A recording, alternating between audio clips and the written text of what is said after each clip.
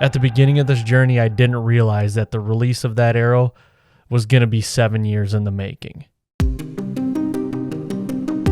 In order to get to present time, we have to go back to 2016. I gained hunting permission on a piece of ground that had 1 acre of timber occupying it. And honestly, like any new piece of ground, you like to go scout and hang cameras just to see what's there. It's in a new area. I've never been here before. I've never scouted. I've never hunted in this area. Ultimately, there was a few nice bucks, a couple that I would deem shooters at the time. But 2016 was kind of a wash. My wife and I hunted it a little bit. We saw bucks, but nothing ever close. Really, it just left a lot of question marks on how to make this 1 acre better to get bucks closer within range.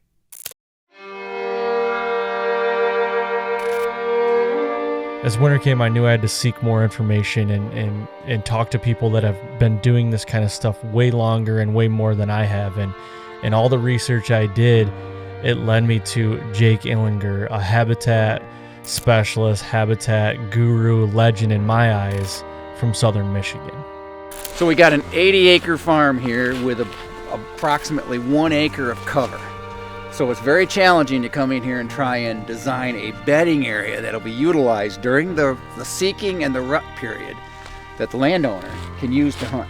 And we've got some basswoods in here, we've got some bur oak, we've got some maple, we've got some living ash and dead ash. And my goal at the end of the day is to hinge cut this and create this to be a mecca of deer bedding and rutting activity from Halloween through about the 15th of November.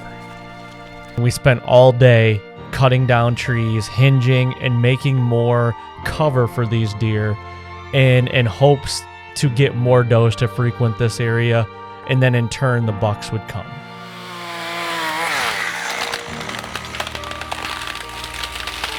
Oh yeah! Before Jake left that day, he left me with some information that I still think about to this day. He said in order to be successful in little woodlots like this, you really might only get 1 to 2 sits a year in this piece.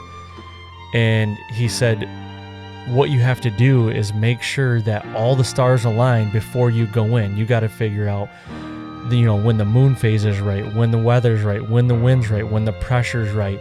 And when you figure out those windows, that's when you jump in there. And you might only get 1 to 2, like I said.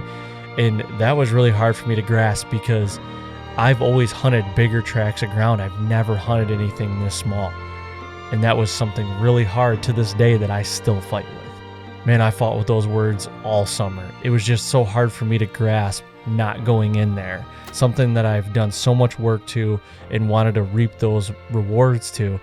I just couldn't understand to stay out. But I did. I wanted to try it. I wanted to challenge myself and try it and stay out, and I did that. 2017 came. I hunted a few times, but I was still trying to figure out those windows. The trail cams were showing me that the bucks were using it and loved it. And basically 2017 was a carbon copy of 16. Some buck sightings, didn't get to hunt it a lot, but they were using it more, and it did get a lot thicker. Coming into 2018, I felt like I had to add some food. So I went in and I frost seeded. Well, it is frost seeding day.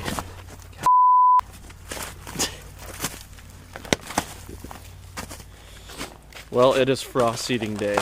We are in March. The snow is finally gone. And I'm out going to do some frost seeding in the 1 acre. So, this is what I've got. All the hinge cutting around, as you can kind of see, this open area here. So I cleared an area, I added some clover, and something was better than nothing. That's all I wanted to do was put a little food down just to see if that was going to make any difference. So when I started hanging cameras in the summer, I started picking up a deer that I recognized from when I gained permission on the farm in 2016. He had been around the whole time. He was really recognizable. He had one good side always, and then he had a spike on the other. I really like to name my deer. So I decided to name this deer after one of my favorite baseball players, Jim Abbott. So coming into October, I laid off the farm. They were calling for a cold front around October 10th, so I made the decision that I was going to go in October 10th morning. I was going to dive in, get aggressive, and go after Jim. Little did I know, he showed up, gave me a great opportunity, and I blew it.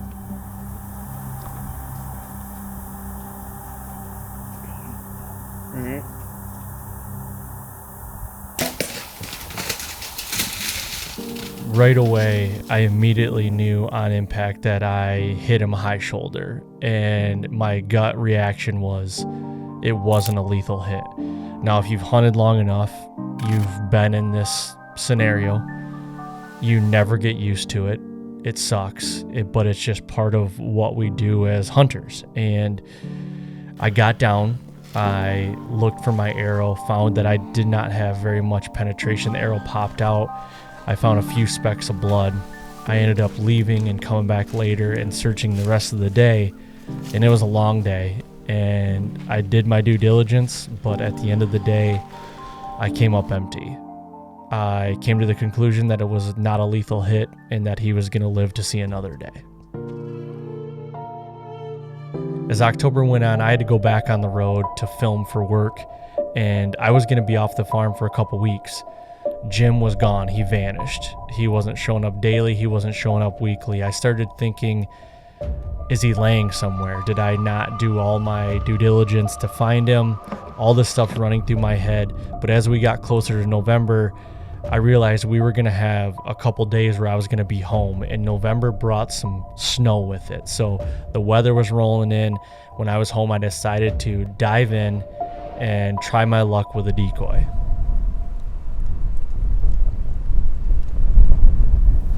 November 10th, I decided to bring a decoy in tonight. The rut's going crazy here in Michigan. We actually got snow on the ground, which is kind of odd for this time of year in Michigan, but it has happened before, but hasn't in a while. I just pulled the card from right here, and I got to look at it, see if anything's coming to this inside corner. Standing beans, about 30 degrees tonight, winds out of the west, so hoping to catch a cruising buck. Looking for Jim. He's still alive. Just got confirmation the other day that he's still alive, and he might be on this camera. I don't know yet. I gotta check it. So we're gonna sit back, relax, and got about 4 hours set, so we'll see.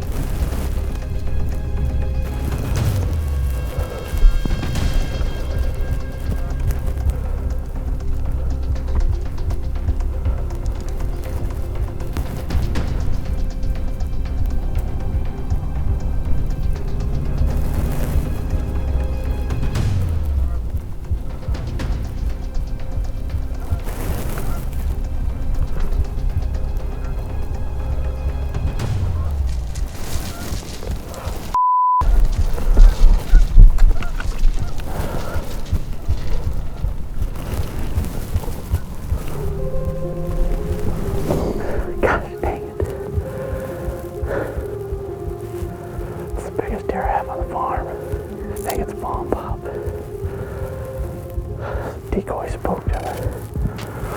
Instead of coming around the front, went around the back to get downwind of him. Filming myself. He was at 38 yards. I could have shot him, but the footage wasn't the greatest because it's on autofocus. So it's focusing out on the limbs. Gosh dang it. I just can't catch a break. You know, when you want something so badly and it's at your fingertips multiple times and it keeps slipping away for things that you did wrong, that's a hard mental hill to climb. For me, it was just like, is this ever going to happen? And to make matters a little worse, on December 18th, I get an unexpected phone call that basically closed the book on a story that I just wasn't ready to close yet. Well, I got a phone call today that I did not want to get. My brother-in-law called me and said he found Jim Abbott, and he said he was hit by a car, and he was in the ditch right here by the farm, and he sent me a picture, and it was for sure him. It sucks, you know. This is definitely not the way I wanted it to end. I had my opportunity at him this year, and I just didn't capitalize, and he made it through that, and then I saw him twice with a gun and couldn't get a shot at him.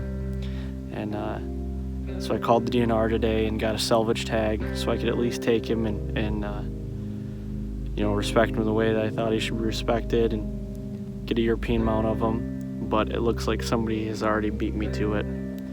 Somebody has cut his antlers off, and come on, I mean, what do? A 3-year quest is over. This is Jim. This side right here is the side of his spike, the right side, and then somebody had come in already and cut his left side off. Like I said, definitely not the way I wanted this to end. But the saga of Jim Abbott has come to a close.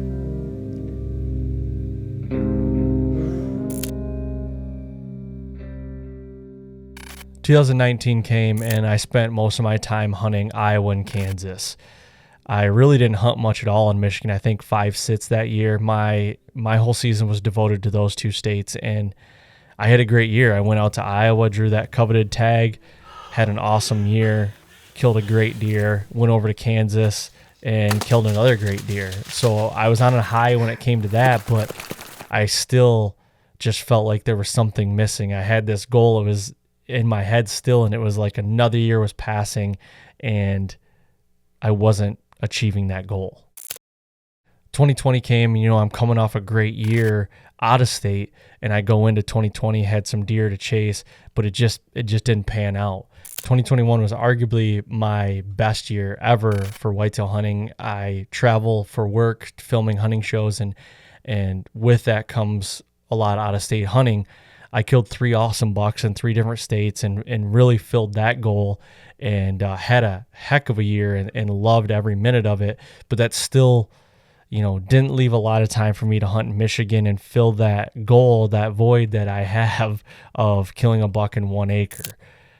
So as the summer of 2022 came, I was heading back to the 1 acre. I was going to hang a camera, start getting some inventory, and I walked up on a big, basically 2-track trail just cut right through all my hinge cutting. It was ruined. I found out that a neighboring farmer had to come through with a mulching head and clear a big path through there so he could fix a tile so his field wouldn't flood. It did affect it a little bit. It was arguably the worst year on the farm I had. I hunted it. There was not many sightings, not many deer to chase, to be honest with you. And the deer were just using the 1 acre different because of the change that had happened. But I will say that farmer did help me out, because coming out of the 2022 season, coming into the spring of 23, I realized that he gave me a great opportunity to be able to put a big destination food plot in here, something that I hadn't had, you know, the ability to before, you know, on the scale that I could do now. So that was the plan. I was going to go in there and I was going to plant some food. So I'm back here again in the 1 acre today. Didn't bring any camera gear, so all I have is my phone. So just want to do a quick update, just kind of keep everything you know, as I'm going, it's April 3rd is the day today. And we got a lot of rain the other day, and a lot of what was in this water got washed up in here where I'm gonna put this plot. And I took the leaf blower through again and blew it because I'm gonna frost seed it either this week or next and get some clover in the ground. It's pretty wet right now, but it'll be good. Good seed to soil. The other thing is I went and cut down a tree here and dug it into the ground. These two, I cut everything off, but these two here, and this will be the scrape tree. So I got it basically where they have enough room coming in through that intersection to come over, check the scrape. I'm gonna have a camera probably right on that little tree. That's the plan as of right now, but I just gotta keep going on this. It's almost ready. I mean, I can start planting here soon and get the frost seeding in and get a good clover stand going. So that's the update. It's gonna be cool. Need to kill a deer in this one of these years. It's 1 acre. Have yet to kill a deer in it, but need to do it. So now I feel like the stage is actually set. I was able to put food in there. I put a mock scrape in there. You know, I got all that stuff done in the spring. I stayed out the whole summer. I did drop a camera in there, and my plan was just to stay out and then hopefully get in there early October. And wouldn't you know it, I had a great wind to get into it on the night of October 1st, and that's what I did.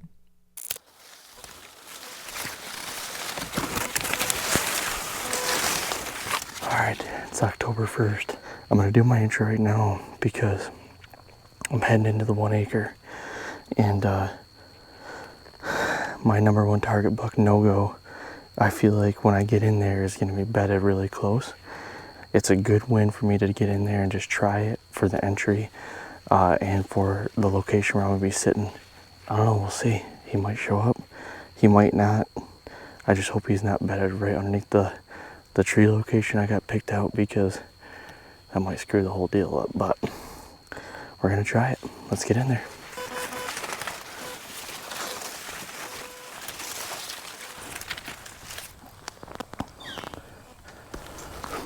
I'm about 20 yards from the tree.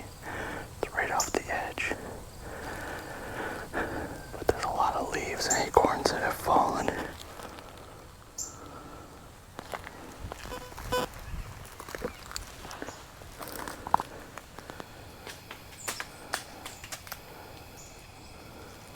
No wind.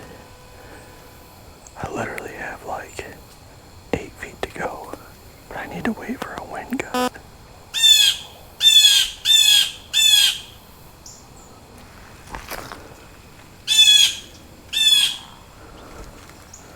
Bird doesn't like me.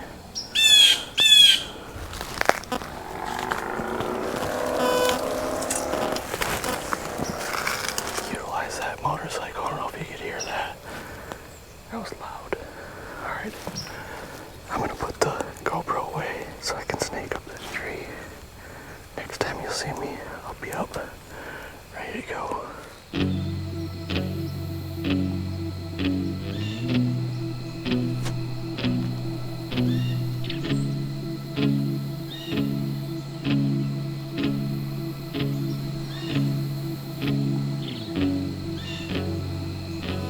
Check, check. Check, check. I'm going after a deer I named No-Go. We're gonna give it a try. Got a southwest wind going like this, hitting me like this. I envision a lot of deer coming out of the corn, coming over here, or coming right down the pipe, going to the corn. So we'll see. I'm gonna sit tight. It's 5:20. We got about a 2.5 hour sit. We got in really clean. Just gotta wait it out, see what happens.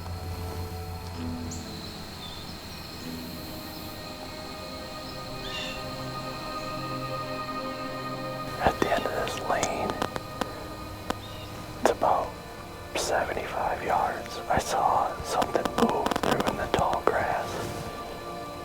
Just enough time to pick the binos up and see a rack, and then walk into the end of the tall brush. I don't know who it was. I saw a good G2. I couldn't get the camera on him. I'm hoping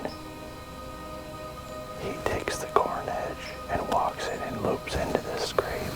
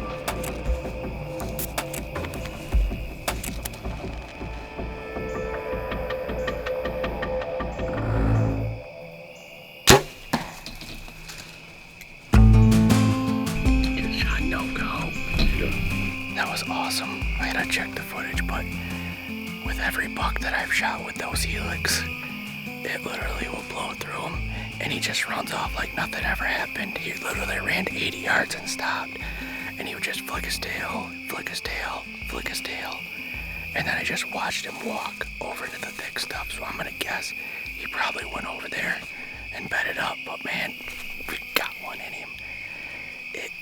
It felt really good, but I gotta look at the footage. If anything, it might be a little bad, but I don't know. Let's go.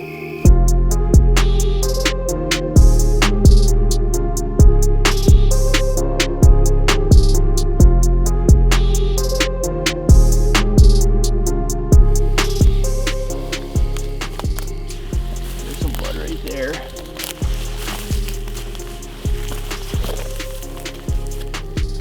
Hey B, look up. Holy crap, he's right here. Like I said, there's blood right here. Yes. Yes. Holy cow. There he is. That's no-go. Look at the brows. He's got great mass. Man, he's a stud. Man, I'm super happy with that. October 1st, 2023. I've only killed one other deer on October 1st. It was 2016. Killed one in Michigan. Never killed one when it was this hot out though, I can tell you that. It was like 80 degrees today. And he was moving, got in early. And got one in him, man. Couldn't be happier. You know, now we live in this day and age where instant gratification is everything. People just want everything right now. And when I started this journey 7 years ago, I honestly thought 1 year, 2, maybe tops, and I would have this goal achieved. Obviously, it didn't happen that way. It's really made me appreciate the process even more and what goes into this. Now, I knew what went into it before, into bow hunting, but the appreciation level is just that much higher. And I will say, to wrap it up, the biggest takeaway I think I can take away from this is, for me, is, you know, going through this journey on 1 acre. Now, it doesn't matter what property I approach, whether it's 100 acres, 50 acres, 200 acres, 500 acres. I approach it as, what is the best 1 acre on that property? And then I go into that, finding that 1 acre or so, and I know how to approach it then. So it really gives me a good starting point on anything else I'm hunting, and I've been pretty successful doing that year in and year out. So I think that is probably the biggest takeaway I can take away from this, other than, you know, it was a cool journey, and hopefully it doesn't take me 7 years to do it again, but we'll see. So there it is. That is the film of the 1 acre.